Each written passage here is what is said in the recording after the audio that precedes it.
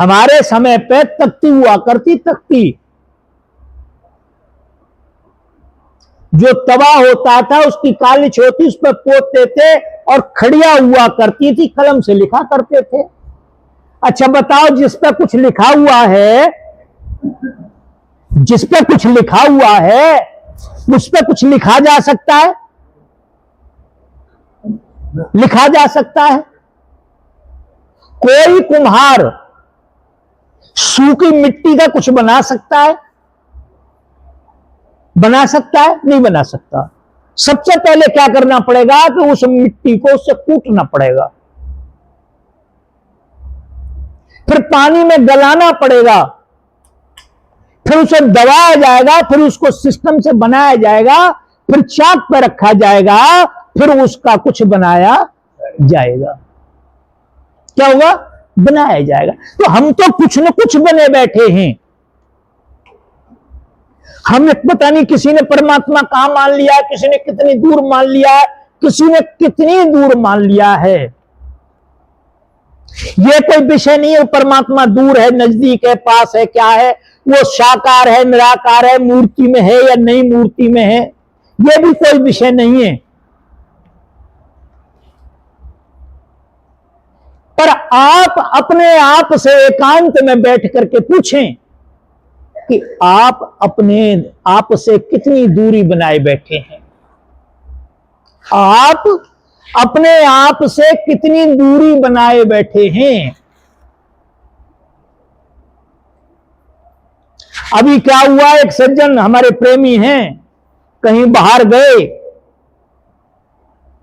घूमने के लिए, तो टैक्सी करके ले गए। टैक्सी पे सामान फमान रखा था, वो ड्राइवर उतार रहा था, अचानक अटैची उनकी छूट गई।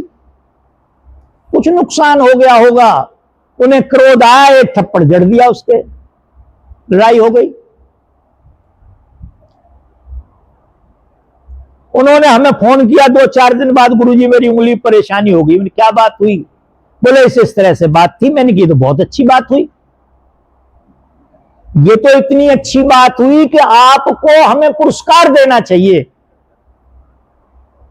कि सत्संगियों को इतना क्रोध, सत्संगी दूसरों को मार रहे हैं। सब घट मेरा साईं सुनी से जन कोय। जब सब घट में मेरा साईं है, मेरा परमेश्वर है, फिर हम मार किसे रहे हैं?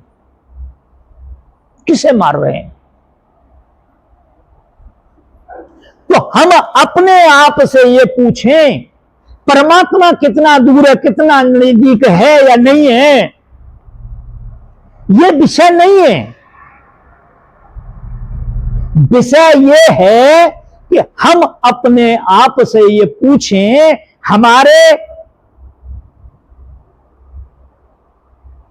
और आपके बीच में कितनी दूरी है, हमारे और हम के बीच में कितनी दूरी है।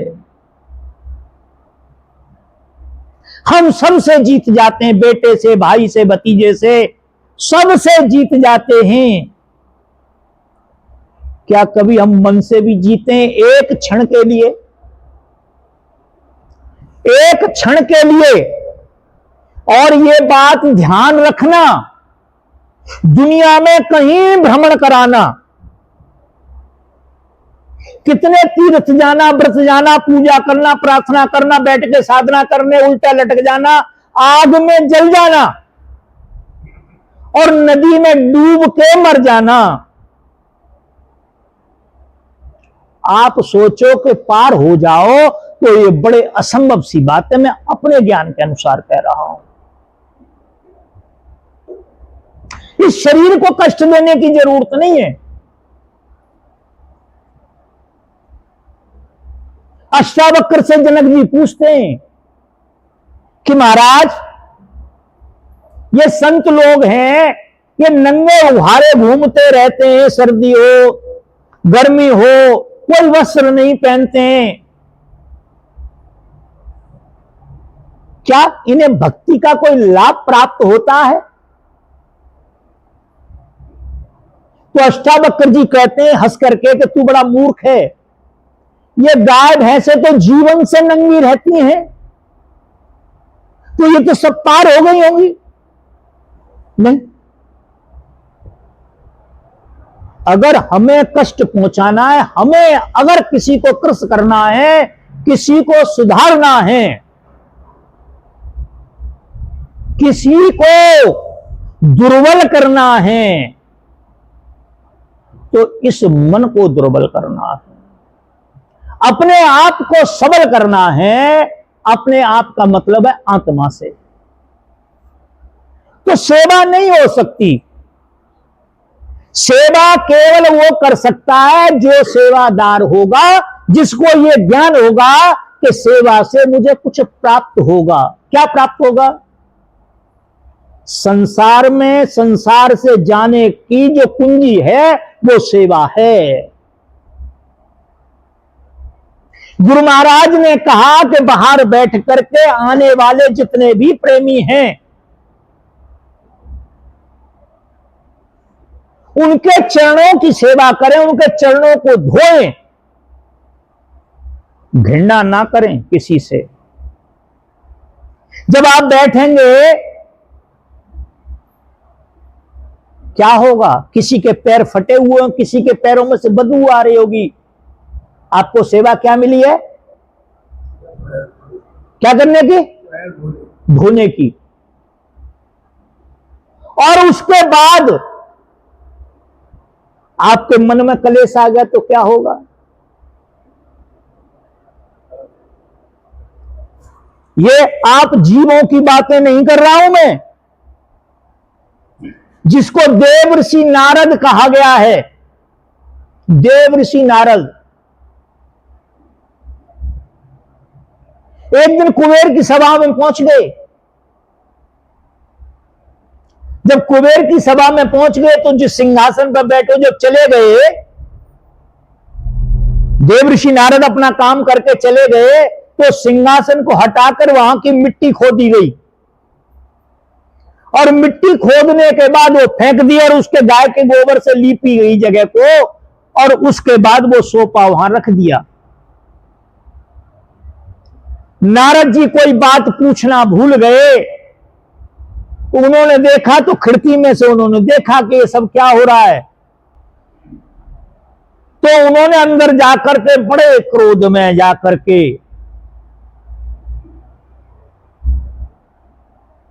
बड़े क्रोध में कहा जाके कि भाई ये क्या हो रहा था? बोले महाराज हो कुछ नहीं रहा था, हमें क्षमा करें आप, क्योंकि आप जहां बैठे थे ना वो जमीन अपवित्र हो गई थी। उन्होंने कहा है मेरे बैठने से जमीन अपवित्र हो गई? कैसे अपवित्र हो गई? बोले आप गुरुमुखी नहीं है ना, मनमुखी हैं। गुरुमुखी क्या होता है? गुरु।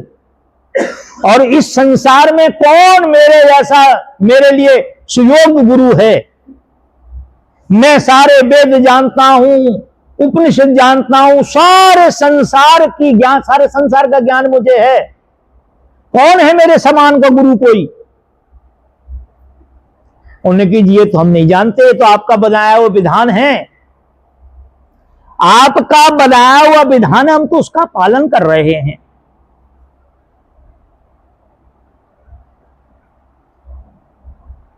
ने कहा कि अब क्या करें? बोले ये हम नहीं कह सकते, क्या करेंगे आप? ठीक है। तो भागे इंद्र के यहां, और इंद्र के यहां जब गए तो इंद्र के सामने जब ये प्रस्ताव रखा तो इन्होंने कहा महाराज बात तो सच है, ये बात तो ये सच है। जो निगुरा व्यक्ति होता है, मनमुखी व्यक्ति होता है, उसके तो हाथ का पानी भी नहीं पीना चाहिए। उन्होंने तो कम किया है काम। तो इंद्र वो क्या नाम है, नारद का क्रोध थोड़ा शांत हुआ कि एक बात दो जगह बराबर मिली, पर वो समझ में नहीं आती ना बात। विद्वता में खोट होता है। विद्वान व्यक्ति में ये खोट होता है, वो सब में कमियां ढूंढता है, अपने अंदर श्रेष्ठता और सामने वाले के अंदर अश्रेष्ठता। हमारे यहां आश्रम में, हमारी परंपरा में, शिष्यों को गुरुओं ने कोई प्रश्न पूछा, कुछ कहा, तो गुरुओं से शिष्य आंख भी नहीं मिला सकता, केवल उसको ऐसे खड़ा होना पड़ता है, हाथ ऐसे करके, ऐसे हाथ खड़े करके नहीं कर सकता, ऐसे भी हाथ नहीं बांध सकता, वो केवल उसमें खड़ा होगा।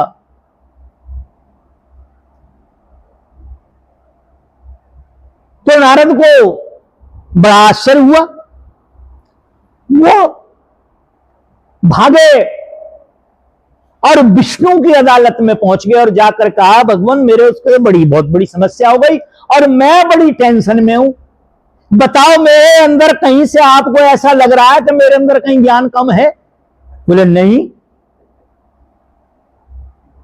विष्णु जी ने कहा कि नारद आपकी कृपा से तो हम ही चल रहे हैं, ये हमारा सारा का सारा ब्रह्मांड आप ही की कृपा से चल रहा है, पर बात क्या है, बात बताओ।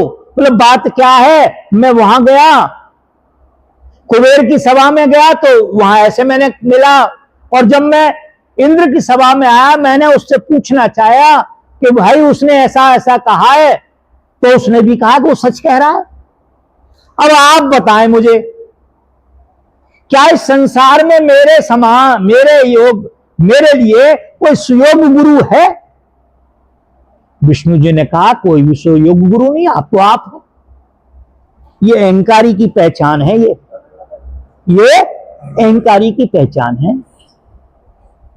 अहंकारी से एक बात पूछोगे 6 बात बताएगा और तर्क देगा, अपने आप के दोष को सिद्ध नहीं करेगा, वो अनेक आदमियों पर दोष बढ़ेगा, ये ऐसा है, ये ऐसा है, ये ऐसा है, ये ऐसा है। अब गांव में देखो तुम, गांव में जो गणमान्य व्यक्ति होते हैं